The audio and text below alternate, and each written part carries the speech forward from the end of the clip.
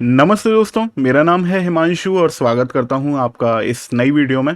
दोस्तों, आज मैं आपको एक बॉलीवुड टाइप का सॉन्ग बनाना सिखाने वाला हूं और इसमें मैं यूज़ करने वाला हूं गिटार्स का, पियानोस का और एक एम्बियंस टाइप का हम बनाएंगे इस सॉन्ग में।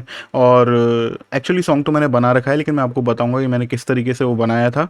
और एक एम्बियंस बनाएंगे और एक बॉलीवुड टाइप की हम बीट बनाएंगे। दिखाऊंगा कि मैं कौन कौन से प्लगइन्स का यूज़ करता हूँ। वीडियो चालू करने से पहले मैं आप लोगों से बोलना चाहता हूँ कि अगर इस चैनल पर नए हो, ये वीडियो पहली बार देख रहे हो, तो प्लीज़ इस चैनल को सब्सक्राइब कर लीजिए और ये जो बेल का आइकन है इसे दबा दीजिए, क्योंकि मैं म्यूज़िक प्रोडक्शन से रिलेटेड वीडियो लाता रहता हूँ। साथ ही साथ पुराने सब्सक्राइबर हो तो आप भी इस वीडियो को लाइक कर दो, शेयर करो, वीडियो को ज़्यादा से ज़्यादा लोगों के साथ कमेंट करो, मोटिवेशन मिलता है मेरे को। ये खाली ट्रैक मेरे को दिख रहा है, इसको मैं डिलीट कर देता हूँ। अब चलिए एक बार हम इस सॉन्ग को सुनते हैं कि किस तरीके का सॉन्ग सुनाई देने वाला है आपको।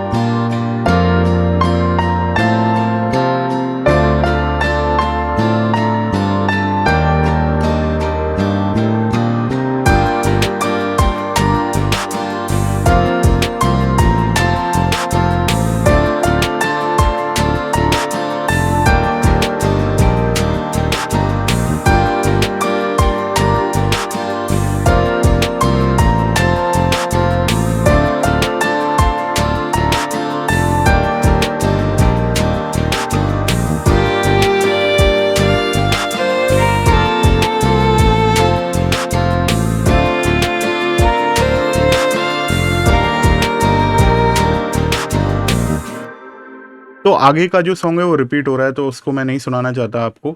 अभी मैं आपको एक बात इसमें बताना चाहता हूँ कि मैंने जो मास्टर में फेडर में जो आउटपुट है उसको 6 dB कम किया हुआ है, ताकि आपको मेरा वॉइस का लेवल है और जो सॉन्ग का लेवल आप सुन रहे हो वो बराबर सुनाई दे।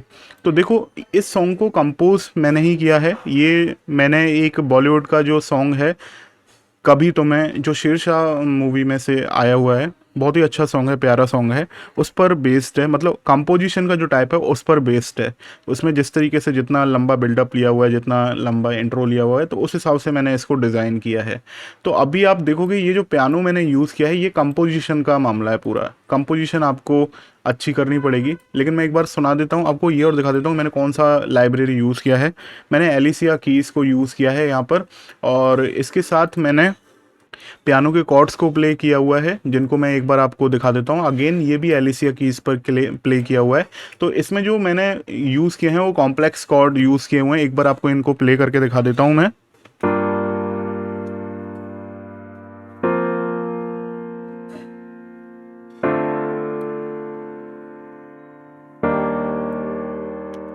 तो सुनने में, अगर आप केवल मेजर और माइनर कॉर्ड लगाते हो तो सुनने में इतने अच्छे नहीं लगते हैं, लेकिन अगर आप कॉम्प्लेक्स कॉर्ड्स का यूज़ करते हो तो वो सुनने में अच्छा लगता है। अभी जैसे मैं आपको ये केवल पियानो के साथ ही लीड को सुनाता हूँ, तो आप देखो।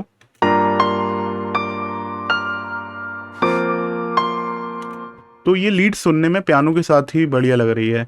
नीचे मैंने गिटार का एक पैटर्न लिया हुआ है, जिसको मैं एक बार आपको सुना देता हूँ। ये देखो, इसमें सिंपल जो स्ट्रमिंग होती है वो की हुई है मैंने।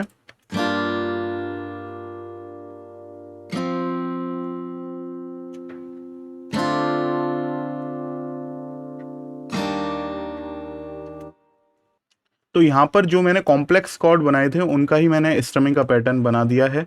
तो कुछ इसमें ज़्यादा कुछ टफ नहीं है। तो अभी हम इन तीनों को सुनते हैं जब पियानो के साथ।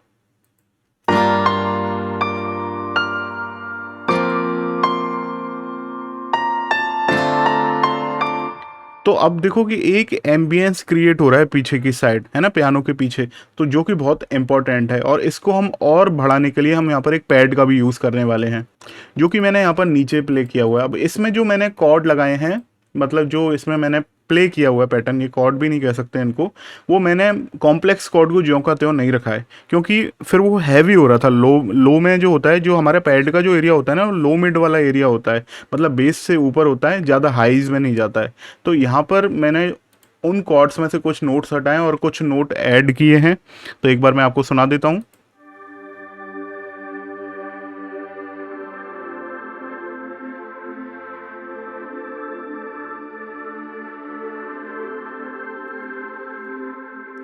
तो अगर आपने हेडफोन लगा रखा होगा तभी आपको ये सुनाई देगा, लेकिन आप देखो इसको, अब इन सभी चीज़ों को एक साथ सुनोगे तो कितना बढ़िया साउंड लगेगा आपको।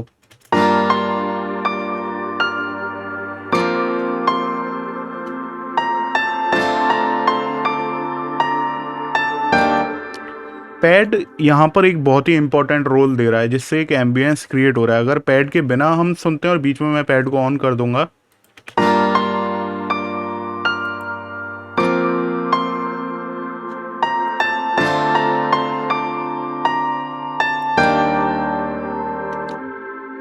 तो पैड अगर हट रहा है तो आपको पता नहीं लग रहा है, लेकिन हल्का हल्का सा एक एम्बियंस जा रहा है, ये लग रहा होगा आपको। तो ये बहुत इंपॉर्टेंट है यहाँ पर। और अब मैं आपको बेस लाइन दिखाता हूँ। इसकी बेस लाइन एक बार मैं आपको ये बता देता हूँ कि मैंने पैड किस में प्ले किया हुआ है। मैंने एब्सिंथ यूज़ किया है यहाँ पर। एब्सिंथ में काफ़ी अच्छे पैड के प्रीसेट आपको मिल जाएंगे, तो पैड के हिसाब से बढ़िया है। अकॉस्टिक गिटार में मैंने कौन सी लाइब्रेरी यूज़ करी है, मैंने पिक्ड अकॉस्टिक मेलोडी यूज़ करी है, सेशन गिटारिस्ट की है ये। और इसमें मैंने मेलोडी वाला पैटर्न यूज़ किया है, जिसमें आप मेलोडी प्ले कर सकते हो। तो ये मैंने गिटार की लाइब्रेरी ली है। तो अभी यहाँ पर ये जो बेस है, इसको मैंने कौन से प्लगइन पर प्ले किया हुआ है ये आपको दिखा देता हूँ, लाइब्रेरी पर। तो यहाँ पर मैंने स्कारबी प्री बस प्री बेस ये वाली यूज़ करी है। तो इसमें सिंपल आप देखोगे बेस लाइन के अभी मैंने काफ़ी अच्छा मतलब ट्यूटोरियल डाल दिए हैं, मतलब।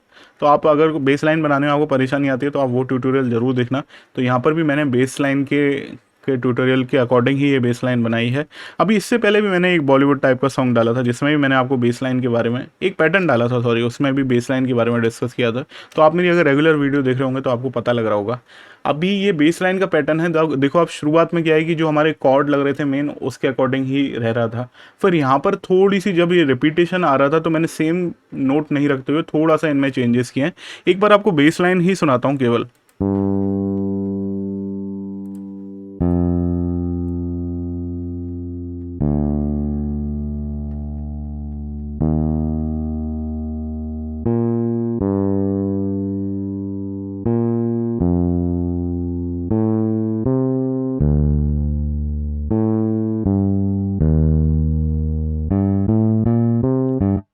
तो ये जो इंट्रो वाला एरिया है, वैसे हमें यहाँ पर जो एनर्जी है वो कम चाहिए। तो अभी बेस लाइन में आप देखोगे जो नोट्स प्ले किए हुए हैं ना, वो इतनी ज़्यादा एनर्जी वाले नहीं है। हाँ, सेकंड पैटर्न जो बाद में आ रहा है बेस लाइन का पैटर्न, उसमें आपने देखा है कि कुछ नोट बढ़ रहे हैं, वो इसलिए ताकि रिपीटेटिव नहीं साउंड सुनाई दे।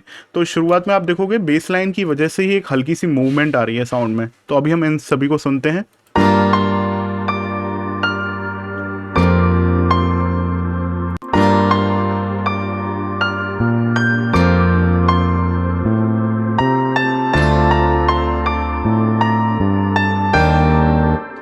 अब देखो आपको बेस लाइन और जो पैड है ना, उसको बहुत अच्छे तरीके से EQ करना है, क्योंकि पैड भी लो मिड में यूज़ होता है और बेस लाइन लो में यूज़ होती है ना, और बेस लाइन से पहले किक आती है। तो इसलिए आपको यहाँ पर EQing में ध्यान रखना पड़ेगा। मैं एक बार आपको अगर टाइम रहा तो मैं आपको दिखा दूंगा। यहाँ पर शुरुआत में मैंने एक वायलिन का पैच प्ले किया हुआ है, जो मैं आपको दिखा देता हूँ कौन सी लाइब्रेरी का है। स्ट्रादिवारी वायलिन, ये बहुत ही अच्छा वायलिन है जो लगभग रियल सा ही साउंड करता है। एक बार आपको सुनाता हूँ।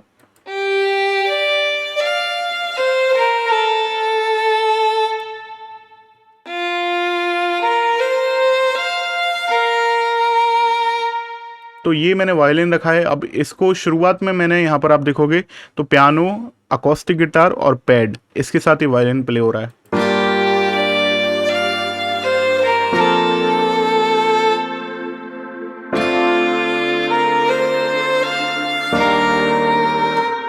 अब इस एरिया के बाद जब ये पैटर्न दोबारा सेम आ रहा है, तो यहाँ पर मैंने एक और अकॉस्टिक गिटार को ओपन किया है कॉन्टैक्ट के अंदर, और ये सेशन गिटार इसका पिक्ड अप अकॉस्टिक ही है, और इसमें मैंने गिटार पर आरपीजीओ प्ले किया हुआ है। तो ये कुछ इस तरीके का प्ले है, आपको सुना देता हूँ सोलो में।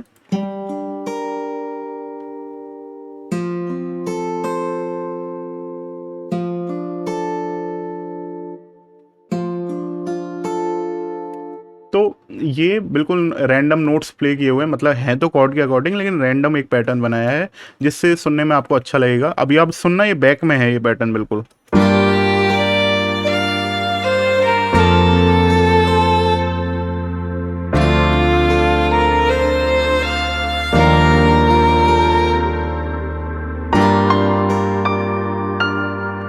तो अभी ये पैटर्न चल रहा था। इसके बाद हमारा जो हम आते हैं, जो हमारा बिल्डअप वाला सेक्शन या क्रॉस वाला सेक्शन कह सकते हैं उसको। तो यहाँ पर मैंने आपको एक स्ट्रिंग का साउंड यूज़ किया हुआ है, मैंने स्ट्रिंग एनसेम्बल को यूज़ किया है।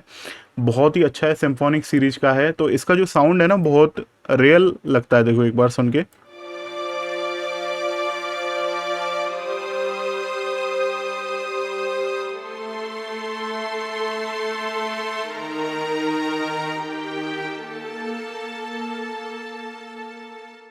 अगेन जो मैंने कॉम्प्लेक्स कॉर्ड बनाए थे ना, उनको मैंने हूबहू नहीं रखा है यहाँ पर। इससे क्या है कि आपके सॉन्ग में हल्का सा नया सुनने को आपको मिलेगा कुछ पैटर्न। तो हूबहू कॉर्ड्स को रखने की बजाय आप हल्के से चेंज कीजिए पैटर्न में, और फिर आप उन्हें रखिए। कॉर्ड्स को चाहते, अगर आप चाहते तो पेस्ट कर सकते थे, लेकिन फिर क्या होता कि आपका ये सेक्शन है ना वो हैवी हो जाता। तो इसलिए थोड़ा सा आपको मेहनत करनी पड़ेगी बस। और बाकी यहाँ पर एक पैटर्न और जुड़ रहा है, वो मैं देख लेता हूँ क्या है। ये स्ट्रमिंग का यहाँ पर एक सेक्शन है। यहाँ पर मैंने स्ट्रम अकॉस्टिक 2 का एक स्ट्रमिंग पैटर्न जोड़ा है, जिसको मैं सुना देता हूँ आपको।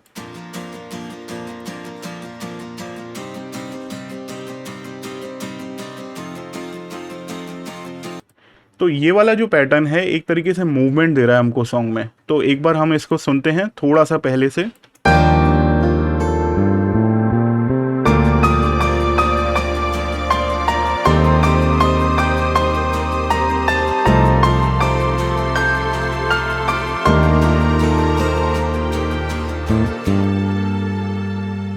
अभी आपको ये लग सकता है कि वायलिन का साउंड है वो इस तरीके से डाउन जा रहा है, देखो।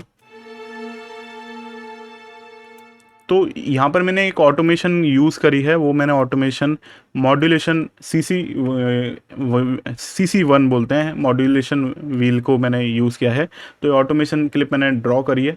तो इससे थोड़ा सा रियल साउंड बनता है। आपके वायलिन का साउंड जैसे यहाँ पर मैंने बढ़ाया है तो बढ़ रहा है, फिर कम हो रहा है, फिर बढ़ रहा है, फिर कम हो रहा है। तो ये साउंड थोड़ा सुनने में अच्छे लगते हैं। अब हम आते हैं हमारा जो कोरस सेक्शन है। ये वाला जो कोरस का सेक्शन है, इसमें क्या है कि पहले मैंने जैसे शेरशाह मूवी का अगर आपने कभी तुम्हें वाला सॉन्ग जो सुना है, उसमें क्या है कि कोरस वाले सेक्शन में शुरुआत वाले पैटर्न जो कोरस का सेक्शन है उसमें बीट नहीं आ रही है, उसके बाद वाले जो सेक्शन है उसमें बीट आ रही है। तो मैंने वो ही किया है यहाँ पर। तो अभी देखते हैं, एक बार मैं आपको ये सेक्शन सुनाता हूँ।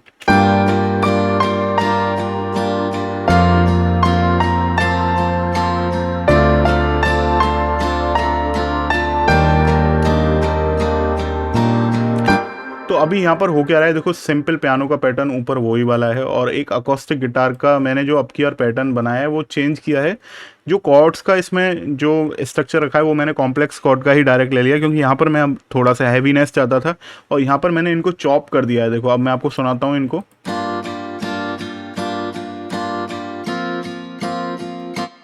तो लाइब्रेरी है, ये वही लाइब्रेरी है पिक्ड अप अकॉस्टिक। और यहाँ पर आप अब देखोगे एक पैटर्न मैंने प्ले किया हुआ है। ये लाइब्रेरी थोड़ा सा आपको दिखा देता हूँ, ये नई है अभी। तो ये पिक्ड अप अकॉस्टिक में ही मैंने जो पैटर्न है गिटार का वो चेंज कर दिया है, और मैंने फ्लैगियोलेट किया है। एक बार आपको जूम करके दिखा देता हूँ, ये मैंने फ्लैगियोलेट कर दिया है। इसको मैं एक बार आपको सुनाता हूँ।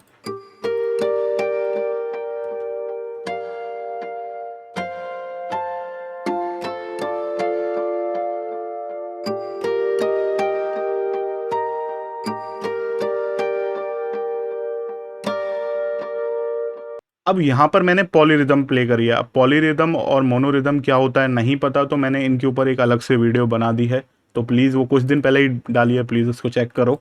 तो पॉलीरिदम का यूज़ किया है मैंने भरने के लिए। और बेस लाइन सेम मैंने अभी देखो यहाँ पर जो रखी थी वो बेस लाइन सेम रखी है। एनर्जी जो डालना चाह रहा था मैं बीट के साथ डालना चाह रहा था, तो अभी आपको बस ये ओवरऑल सुना देता हूँ, यहाँ पर और कुछ नया है नहीं है।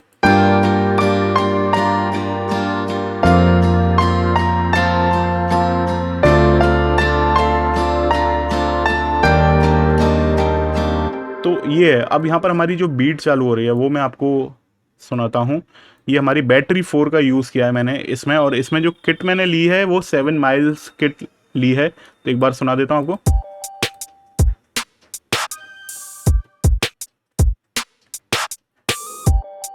तो अगर आप इसमें सुन रहे होगे तो कुछ मेलोडिक साउंड भी आपको सुनाई दे रहे हैं।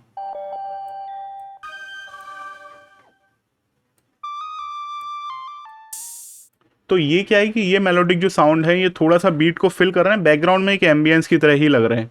तो ये मैंने यहाँ पर किट को यूज़ किया है। अब मैं आपको एक बार सुनाता हूँ इसको।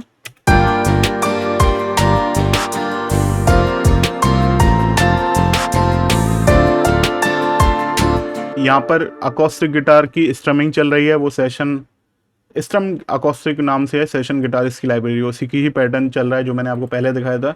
तो बिल्कुल सिंपल तरीके से आपने बना लिया है इसको, तो इस तरीके से आगे ये पूरा हो जाएगा और सॉन्ग आपका फिनिश हो जाएगा सिंपल। इसमें मैंने EQing के लिए और क्या क्या मैंने इसमें इफेक्ट यूज़ किए हैं वो आपको दिखा देता हूँ।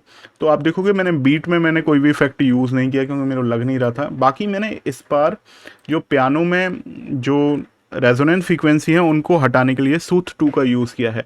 अब सूथ 2 के ऊपर मैंने कल ही एक वीडियो डाला है जिसमें मैंने आपको बताया कि किस तरीके से आप यूज़ कर सकते हो। तो ये एक तरीके से ऑटोमेटिक EQ है जो हमारी रेजोनेंट फ्रीक्वेंसी को बहुत अच्छी तरीके से हटा देता है। दूसरा मैंने यहाँ पर स्मूथ ऑपरेटर का भी यूज़ किया है जो हमारी डायनेमिक रेंज को थोड़ा सा कम कर रहा है। स्मूथ ऑपरेटर के ऊपर मैंने ऑलरेडी शायद बना दिया, नहीं बनाया तो मैं बना दूंगा। और बाकी आपको पता है अगर आप मेरे चैनल को देखते हो तो मैं आइज़ोटोप के प्रोडक्ट्स को कितना यूज़ करता हूँ, तो मैंने यहाँ पर आइज़ोटोप के प्रोडक्ट्स को यूज़ किया है। अब इसमें एक खास बात क्या है, मैंने गेटिंग का इफेक्ट है वो लगा दिया है क्योंकि पियानो में रिवर्ब के साथ जब वो साउंड आ रहा था ना तो थोड़ा उसकी जो टेल थी बहुत लंबी आ रही थी, तो मैंने यहाँ पर गेटिंग का इफेक्ट सबसे लास्ट में लगा दिया जिससे पियानो का साउंड जो मेन साउंड है वो ख़त्म हो जाए, तो गेटिंग का जो साउंड है वो बाकी साउंड्स को ख़त्म कर दे। तो गेटिंग के थ्रेशोल्ड से नीचे जाते ही वो साउंड ख़त्म हो जाता है। और बाकी आप देखोगे तो इसमें मैंने इफ़ेक्ट्स सारे वही सूट के लगाए हुए हैं और ज़्यादा कुछ इसमें है नहीं है। तो अब मैं एक बार आपको ये कोरस का सेक्शन एक और बार सुना देता हूँ।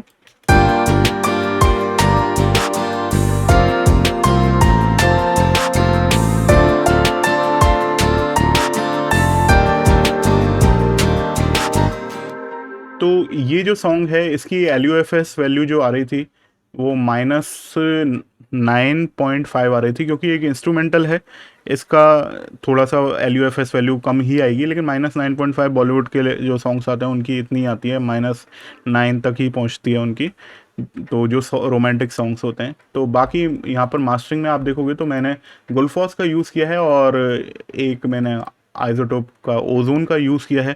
तो ये जो ट्यूटोरियल है मैं केवल आपको अरेंजमेंट का ही रखने वाला हूँ, अदरवाइज़ बहुत लंबी वीडियो हो जाएगी।